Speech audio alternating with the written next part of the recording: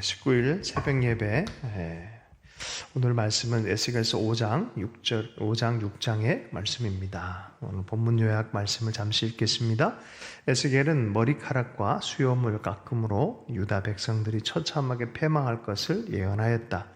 또 유다 멸망의 원인인 우상 숭배와 산당을 없애버릴 것을 예언한다. 우상 숭배를 심판하다라는 제목이 잡혀 있습니다. 하나님께서는 계속 에스겔에게 예언적인 전망을 전해줍니다. 너 사람아, 너는 날카로운 칼 한 자루를 가져와서 그 칼을 삭도로 삼아 내 머리카락과 수염을 깎고 그것을 저울로 달아 나누어 놓으라. 어떻게 나누라면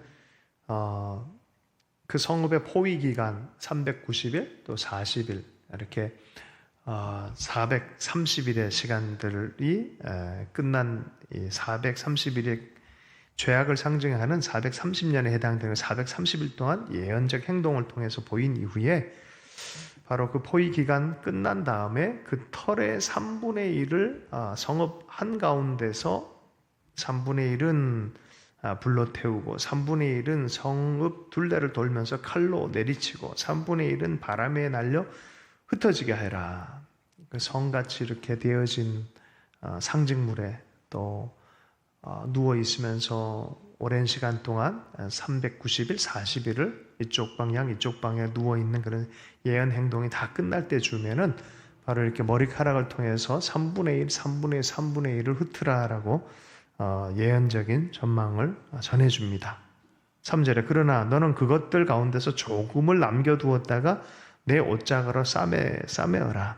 그것들 중에서 몇은 남겨서 옷자락에 싸매라. 이것들은 살아남았나? 이것들은 이런 재앙에서 벗어난가 싶었는데 너는 그것들 가운데 얼마를 꺼내어 불 가운데 집어 던져서 살라버려라. 그 속에서 불이 나와서 온 이스라엘 족속에게 번질 것이다. 결국 이것은 하나님의 심판을 상징하는 예언을 행하라라고 말하는 것입니다. 요한계시록의 말씀에 보면 3분의 1, 3분의 1, 3분의 1 재앙이 이렇게 진행이 되어집니다. 바로 이런 예언적인 심판에 대한 말씀에 대한 유추로 우리가 하나님 심판하시는 하나님을 보여주고 있습니다. 주님께서 계속 말씀합니다. 이것이 예루살렘이다. 내가 그 성읍을 이방 사람들 한가운데 두고 나라들이 둘러 있게 하였다. 그런데도 성읍은 다른 민족들보다 더 악하여 내 규례를 거스리고 둘러있는 이방 사람들보다 더 내 율례를 지키지 않았다. 그들은 내 규례를 거역하고 내 율례를 지키지 않았다. 시샘말 이런 말이 있습니다. 세상 사람들보다 못하다. 어떻게 저렇게 사느냐? 바로 이 유다를 향한 하나님의 심정이 딱 그 심정입니다. 어떻게 세상 사람들보다 더 못하게, 이방 사람들의 삶보다 더 못하게 살며 내 규례를 거역하고 내 율례를 지키지 않는다. 그러므로 나 주 하나님이 이렇게 말한다. 너희는 너희를 둘러 있는 이방 사람들보다 더 거스리는 사람이 되어서 내 율례를 따르지도 않고 내 규례를 지키지도 않고 심지어는 너희를 둘러 있는 이방 사람들이 지키는 규례를 따라 살지도 않는다. 이방 사람들은 로마의 법, 또 과거의 바벨론의 법, 함무라비 법전, 이런 법전만 봐도 그 자연법 사상이라는 게 있습니다. 그들도 나름의 규례가 있고 질서를 지키는 것이 있고 가치들을 지키려고 하는 게 있어요. 하나님께서 말씀하시죠. 세상 사람들, 이방 사람들이 지키는 규례만큼도 못하는 민족이 되어버렸다는 거예요. 삶을 살아갈 때 지켜야 될 신의들, 또 지켜야 될 성실성들, 인티그리티 이런 것이 다 무너진 상태에 있다라고 말합니다. 8절 그러므로 나 주 하나님이 이렇게 말한다. 내가 친히 너희를 대적하겠다. 그리고 뭇 이방 사람이 보는 앞에서 내가 너희의 가운데 벌을 내리겠다. 너희의 온갖 역겨운 일들 때문에 전에도 없었고 앞으로도 다시는 없을 그런 일을 내가 너희 가운데서 일으키겠다. 너희 가운데서 아버지가 자식을 잡아먹고 자식이 아버지를 잡아먹을 것이다. 나는 너희 가운데 벌을 내리고 너희에게 남은 사람들을 사방으로 흩어버리겠다. 굉장히 기괴한 표현입니다. 아버지가 자식을, 자식이 아버지를 잡아먹는. 말라기서의 말씀에 아버지 마음이 자녀의 마음이 되고 자녀의 마음이 아버지가 되는 엘리야 예언자가 와서 돌이키게 하고 회복되는 방향이라고 하면, 여기는 자식이 아버지를 잡아먹고 아버지가 자식을 잡아먹는 이런 굉장히 그로테스크한 기괴한 저주가 임할 수밖에 없는 기괴한 일들이 일어나는 모습을 보게 되어집니다. 나는 너희 가운데 벌을 내리고 너희에게 남은 사람을 사방으로 흩어버리겠다. 벌 내리고 흩어버리겠다. 그러므로 내가 나의 삶을 두고 맹세한다. 나 주 하나님의 말이다. 진실로 너희가 온갖 보기 싫은 우상과 역겨운 일로 내 성소를 더럽혀 놓았기 때문에 내가 너희를 넘어뜨리겠고 너희를 아끼지 않겠으며 너희를 불쌍히 여기지도 않겠다. 그래서 또 이렇게 표현합니다. 너희 가운데 3분의 1은 전염병에 걸려 죽거나 굶어 죽을 것이고 3분의 1은 성읍의 둘레에서 칼에 맞아 쓰러질 것이며 나머지 3분의 1은 내가 사방으로 흩어버리고 칼을 빼어 들고 그들의 뒤를 쫓아가겠다. 3분의 1 전염병, 3분의 1 칼, 3분의 1은 흩어졌고 살겠구나 싶었는데 칼을 빼어 뒤쫓아오는 형국이 될 거다라고 말합니다. 13절이요. 이렇게 나의 분을 다 쏟아야 그들에게 품었던 분이 풀려서 내 마음도 시원하게 될 것이다. 내가 내 분을 그들에게 다 쏟을 때 그들은 비로소 나 주가 질투하기 때문에 그와 같이 말하였다는 것을 알게 될 것이다. 여러분, 이 하나님의 질투를 좀 이해할 수 있기를 원합니다. 아무에게나 질투하지 않습니다. 사랑하는 대상, 자기의 소유된 백성이 우상 숭배하고 세상을 따라갈 때 사랑하는 사람이라면 그대로 있는 것이 정상이 아니죠.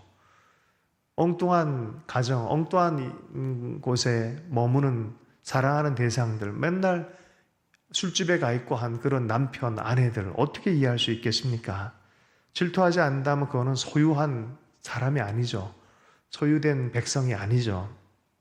애정을 갖는 것이죠. 애정 갖고 사랑하기 때문에 하나님은 질투하시는 하나님입니다.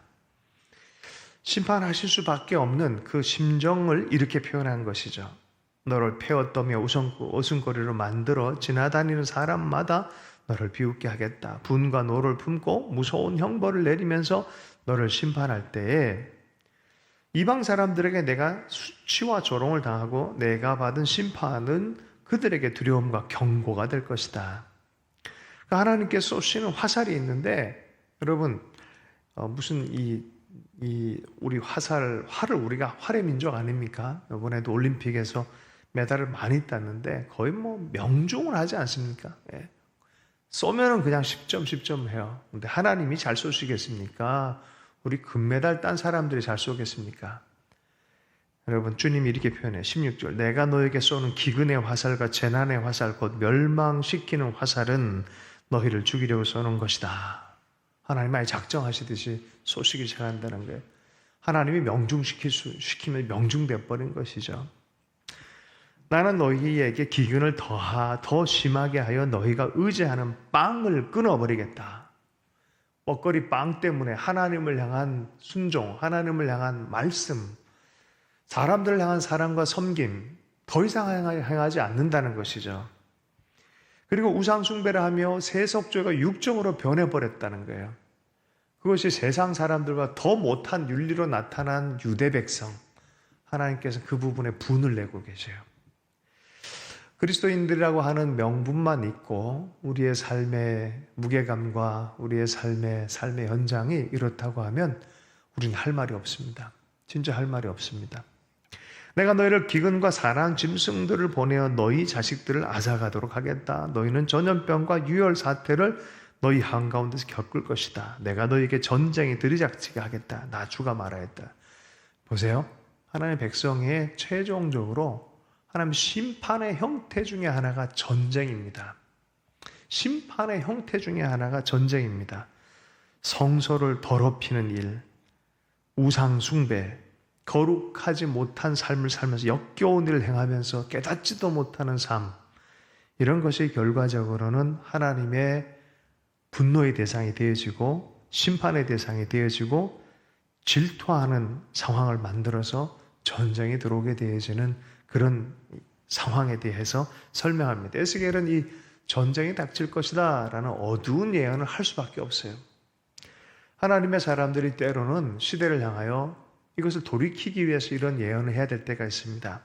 사람들의 마음을 따뜻하게 해주는 것은 인본주의적인 그런 것 안에서도 칭찬받고 교회에서도 칭찬받지만, 때로는 하나님의 사람들이 칼을 대듯이 말씀을 전해야 되는 때가 있습니다. 그리고 그것이 부딪혔을 때 분노하거나 나를 왜 이렇게 대해야 할 것이 아니라 그것이 주께로부터 왔다고 생각하면 아멘 할 줄 알 때 살아나는 기회가 됩니다. 회복되는 기회가 되고 부흥의 역사가 일어납니다. 그런데 성경에서는 그런데도라고 표현해요. 그런데도 이들은 돌이키지 않는다는 거예요. 심판하고 예후를 미리 어떤 신호들을 계속 보내줬는데도 불구하고, 그런데도 불구하고 계속해서 우상숭배, 하나님을 찾지 않는 삶을 통해서 이런 일들이 일어나는 것을 에스겔서를 통해서 읽는 독자들에게 하나님께서 말씀하십니다. 에스겔서 6장으로 넘어갑니다. 주님께서 우상숭배를 심판하시겠다고 합니다. 내가 너희에게 전쟁에 들이기 작치게 너희 산당을 없애버리겠다. 그걸 통해서 어떤 일을 행하십니까? 산당을 없애버리겠다. 이 북한과 이 남한의 전쟁을 통해서 수많은 사람이 죽어갔습니다. 이 전쟁을 통해서 사실 요 구절 하나가 좀 생각해. 너희의 산당을 없애버리겠다. 우상 숭배하는 모든 터들이 다 사라져버리게 하겠다. 하나님께서는 우상 숭배, 하나님의 백성이 다른 것을 향하는 것에 대해서, 두 마음 품는 것에 대해서 하나님 심판하시겠다라고 말씀합니다. 구약 성경 전체를 보면 이 두 마음, 하나님을 하는 순전한 마음이 아니라 두 마음으로 말미암은 것에, 우상을 만들어낸 것에 철저한 심판을 선언하고 계십니다. 4절 말씀이요. 또 범죄물을 바치는 너희의 제단이 폐허가 되고 너희가 분향하는 제단이 부서질 것이다. 너희 가운데서 칼에 맞아 죽은 사람들을 너희의 우상들 앞에 던져버리겠다. 또 나는 이스라엘 백성의 시체를 가져다가 그들의 우상 앞에 놓고 너희의 해골을 모든 제단의 둘레에 흩어놓겠다. 폐허, 시체들, 우상 숭배를 드리는 번제물의 제단 그 주변에, 그것이 아무것도 아니고 도리어 재앙을 가져오는 것이라는 것들을 확실하게 보여주는 것입니다. 1900년대가 도달했을 때 고종 황제 민비, 정말 그때 당시에 무당의 정치가 횡행했어요. 어떤 직위도 주면서. 그래서 참 그런 일들이 많았어요. 그러나 그런 것을 통해 일본이 쳐들어오지 못하게, 많은 또 열강들이 쳐들어오지 못하게 굿도하고 많이 했어요. 그리고 그것이 효력 있는 것처럼 여겨졌어요. 그래서 많은 수를 쓰고 많은 것들을 돈도 쓰고 많이 했지만 온 나라가 구판이었어요. 그러나 그 상황들을 막지 못했습니다. 열강의 힘들을 막지를 못했습니다. 하나님을 향해서 부르짖었다면 좋았을 뻔했다. 그러나 복음을 온전히 알지 못한 시대에 무지한 그런 방식으로 역사의 흐름을 바꾸려고 했던 것이죠. 여러분, 어쨌든 성경에서는 우상 숭배로는 해결될 수 없다라고 말합니다. 삶의 돌파도 우상 숭배를 가지고는 궁극적으로 해결할 수 없다고 합니다. 6절이요. 너희가 거주하는 모든 성읍마다 황무지로 변하고 산당들도 황폐하게 될 것이다. 너희의 제단들도 무너져 못쓰게 되고 너희의 우상들이 산산조각으로 깨어져 사라지고 너희가 분향하는 제단들이 파괴되고 너희가 손으로 만든 것들이 모두 말끔히 없어지게 할 것이다. 너희 한가운데서 칼에 맞아 죽은 사람이 널려 있을 것이니 그때야 비로소 너희는 내가 주인인 줄 알게 될 것이다. 최종적으로 이러한 읽으면 가슴 서늘해지고 진짜 이게 이런 게 다 있노 싶을 정도의 스토리 전개에 아픔이 있는데, 마지막에 가서 주님께서 알기를 원하는 도대체 목적이 뭡니까? 라고 물어보면 바로 이 목적을 드러내 주세요. 너희는 내가 주인인 줄 알게 될 것이다. 우리의 주인이셔서 질투하셨군요. 당신의 소유권을 주장하고 계시군요. 주인이면은 주인이 있다고 하면 주인에 맞추어서 살아야 되는 거 아니겠습니까? 주인에 맞추어서, 주인의 삶에 맞추어서 살 줄 알아야 되는 거 아니겠습니까?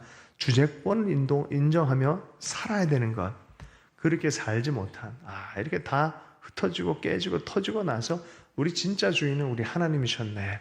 진짜 하나님, 진짜 사랑의 대상이 누군지를 깨닫게 됐다는 것입니다. 8절 이후에 보면은 8절 이후에도 너희 중에 얼마를 남겨서 그나마 전쟁에서 모면된 대상들에 대한 얘기를 하는데 포로로 끌려가서 이방 사람들 속에서 살면서 비로소 나를 기억할 것이다. 그들이 음란한 마음으로 내게서 떠나갔고 음욕을 품은 눈으로 그들의 우상을 따라가서 내 마음을 상하게 하였으므로 그들은 자기들이 저지른 악행과 그 모든 혐오스러운 일을 기억하고 스스로 몸소리를 칠 것이다. 비로소 그때야 깨달음이 오고 스스로 하나님이 보는 기준의 눈으로 보면서 내가 어떻게 그런 일을 했지라고 몸소리를 쳐지게 될 거라는 거죠. 돌아오는 시간들.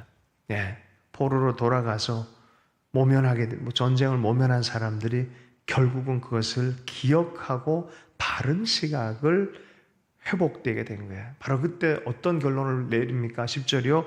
그때에야 그들이 비로소 내가 주인인 줄 알게 될 것이다. 내가 그들에게 이런 재앙을 내리겠다 공연히 말한 것도 아님도 알게 돼. 계속된 경고로 말했다는 거예요. 갑자기 어느 날 공연히 아무 이유 없이 그렇게 행하지 않았다는 것. 마땅히 벌받을 대상이 돼서 스스로가 벌 심판 안으로 들어왔다는 것을 깨닫는 거죠. 여러분, 이러한 일이 생기기 전에 경고할 때 빨리 마음 안에 돌이킴이 있다면 얼마나 좋았을까요? 기회가 있을 때 돌이켰다면 얼마나 좋을까요?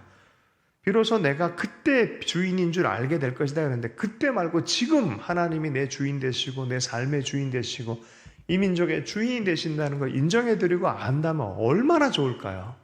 아직 기회가 있는 때에 이 마음을 새기기를 하나님께서 바라시는 거죠. 그런데 지금 이 에스겔은 늦은 거예요. 늦은 거예요. 그래서 그걸 전할 수밖에 없는 게 에스겔의 운명이었습니다. 그럼에도 오늘 이 메시지를 통해서 우리에게 경고하고 주신 좋은 교훈들은 바로 우리 인생의 주인이 계시다는 거예요. 11절 말씀 보세요. 나 주 하나님이 이렇게 말한다. 너는 손뼉을 치고 발을 구르며 외쳐라. 아, 이스라엘 족속이 온갖 흉악한 일을 저질렀으니 모든 전쟁과 기근과 전염병 때문에 쓰러질 것이다. 먼 곳에 있는 사람은 전염병에 걸려 죽고 가까운 곳에 있는 사람은 전쟁에서 쓰러지고 아직 살아남아서 포위된 사람들은 굶어서 죽을 것이다. 다 죽어 나갈 것이다 라고 말합니다.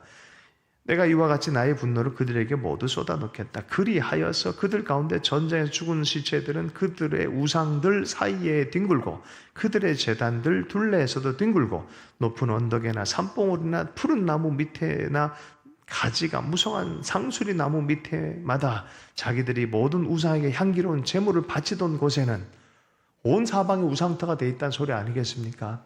그 우상터마다 다 그런 일들이 있을 것이다. 어디에나 그 시체들이 뒹굴 것이다. 그때야 비로소 내가 주인 줄 너희가 알게 될 것이다. 이스라엘이 교과서가 된 게 얼마나 감사한지 몰라요. 교과서가 있다는 게 참 감사한 거예요. 아, 하나님은 이런 영적 원리로 한 사람 한 사람, 한 나라를 보고 계시구나. 우리가 하나님의 구원의 하나님, 은혜의 하나님으로 우리가 압니다. 그러나 하나님의 주재권을 가지고 계신 주인이신 하나님, 또 하나님의 법의 기준을 갖고 계신 하나님이란 것을 잊어버릴 때가 많아요. 은혜와 사랑의 하나님만 바라보다가 심판하시는 하나님을 잃어버릴 때가 많습니다. 14절, 내가 그렇게 나의 손을 펴서 그들을 치고 그 땅을 남쪽의 광야에서부터 북쪽 디블라에 이르기까지 그들이 거주하는 모든 것을 항무지로 만들어버리겠다. 또 계속 반복합니다. 그때야 비로소 내가 주인 줄 그들이 알게 될 것이다. 그때는 늦은 때입니다. 우리 시간이 있고 하나님 주시는 말씀이 있고 은혜의 시간들이 있을 때 계속 간직해야 됩니다. 하나님이 내 주인 되신다는 것, 내 삶의 주인이고 하나님께서 부르신 대로 또 하나님 나라의 목적대로 우리가 정렬할 줄 알지 못하면 하나님의 주인의 주권을 인정해드리며 내 삶의 모든 것이 주님의 것이라고 인정해드리지 않으면 어느 순간 잘못된 방향으로 갈 수도 있다는 거죠. 비로소 내가 주인 줄 그들이 알게 될 것이다. 그때 비로소보다 지금 여기서 매 순간마다 돌이키는 은혜, 이것이 은혜인 줄로 믿습니다. 하나님 멸망시키는 화살을 쏘는 것이 아니라 하나님 요나를 쫓아가듯 소명의 화살을 쏘시고 하나님께 십자가를 통해서 우리를 찾으시는 그 구원의 은혜 안에, 그 하나님의 열정 안에 우리가 다시 한번 매였으면 좋겠습니다. 감사한 것은 대정을 향해 쏘시듯이 이스라엘을 향해서 하나님이 쏘고 계시다가 이 모든 심판의 화살이 그리스도의 십자가 안으로 다 수렴되게 하셨어요. 그래 그리스도를 바라보는 자들에게는 그리스도와 함께 죽고 그리스도의 은혜 안에서, 사랑 안에서 살아갈 수 있는 기회의 문을 열어주시는 분이시란 것이죠. 우리 삶 안에 십자가를 통하여, 주 예수님을 통하여 살아계신 하나님의 은혜의 문이 활짝 열려 있음을 알고 돌이킴의 은혜가 있기를 축복합니다.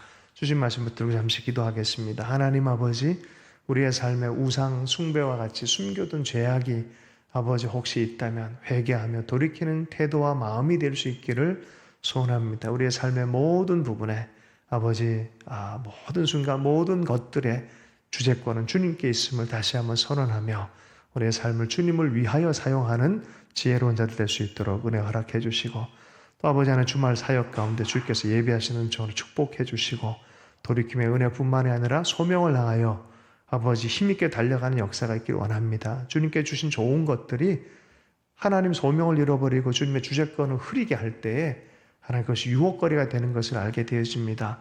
유혹을 넘어서 유혹을 통과하여 소명의 거리로 계속해서 달려갈 수 있도록 주님 은혜 허락해 주시고, 참되고 깊은 은혜가 임할 수 있도록 은혜 허락해 주시고, 이 아침에 기도 시간 가운데 깨어서 기도하는 하나님의 사람들을 축복해 주셔서 주를 위해 달리는 기쁨이 있게 하여 주시옵소서. 모든 것 주님께 의탁합니다. 예수님 이름으로 축복하며 기도했습니다.